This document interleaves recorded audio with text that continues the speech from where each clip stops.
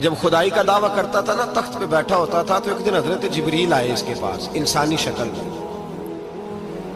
تو کہنے لگے میں بڑی دور سے آیا ہوں، تو ایک مسئلہ پوچھنا تھا۔ کہا پوچھو۔ کہنے لگے ایک غلام تھا کسی بادشاہ کا، تو بادشاہ نے اسے تھوڑی دیر کے لیے ایک علاقے کی سربراہی دے دی۔ کتنی دیر کے لیے؟ کتنی دیر کے لیے ہمیں سربراہیاں ملتی ہیں؟ کیوں جی؟ تھوڑی دیر کے لیے ملتی ہے نا، تھوڑی دیر کے لیے سربراہی دے دی ایک غلام کو۔ ذرا بات کو سمجھیے، حضرت جبریل پوچھتے ہیں، کہتے ہیں سربراہی مل گئی، اب وہ مالک ہی بن کے بیٹھ گیا ہے، وہ بات ہی نہیں سنتا، اس کو تھوڑی دیر کے لیے بنایا تھا، وہ تو خدائی کا دعویٰ کرنے لگا ہے۔ آپ بتائیں اس کا انجام کیا ہونا چاہیے؟ یہ مسئلہ پوچھنے آیا ہوں۔ تو فرعون کہنے لگا اس کا انجام یہ ہے کہ اسے پانی میں غوطے دے دے کے مار دے۔ انجام کیا ہے؟ بولیے بولیے، کیا انجام ہے؟ کیا انجام ہے جی؟ پانی میں، اللہ اکبر، اپنی سزا تجویز کر رہا ہے۔ اس کی سزا کہ اسے پانی میں غوطے دے دے کے مارو ظالم کو۔ اسے تھوڑی دیر کے لیے بنایا تھا اور وہ چھا ہی گیا ہے، قبضہ ہی کر گیا ہے۔ حضرت جبریل کہنے لگے جی آپ لکھ کے دے دیں گے؟ کہنے لگا لاؤ لکھ دیتے ہیں۔ لکھوا لیا، جناب جبریل رکا لے کے تشریف لے گئے۔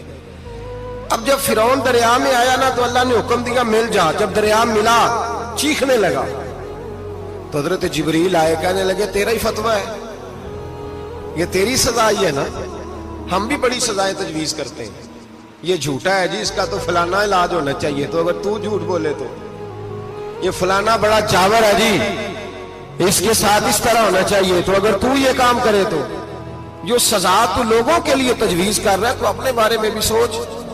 اب جب غوطے آئے نا، آخری وقت دیکھا وہ فرعون جو کہتا تھا میری مرضی سے دریا چلتا ہے، علامہ ساوی نے تفسیر ساوی میں لکھا ہے، تڑپ کے رونے لگا۔ جب یہ مزاج ہے، ایک دفعہ اوپر آتا ہے آدمی جب دریا میں جاتا ہے، اوپر آیا تو چیخنے او میرے حواریو، خدا کا واسطہ مجھے بچاؤ۔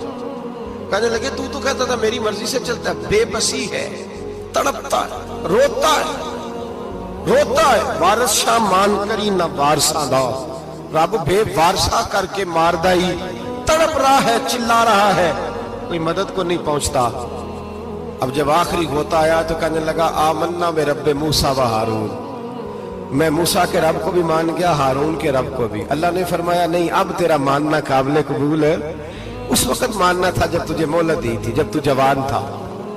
بڑھاپا آتا ہے، بیماری آتی ہے، جوان آدمی بیماری کا شکار ہوتا ہے تو کہتا ہے یا اللہ ایک دفعہ صحیح کر دے، میں ساری پڑھا کروں گا، ایک دفعہ ٹھیک کر دے، میں مسجد میں رہوں گا، میں اگلے سال اعتکاف بھی کروں گا، میں ساری تراویحیں پڑھوں گا۔ تو اس وقت پڑھنی تھی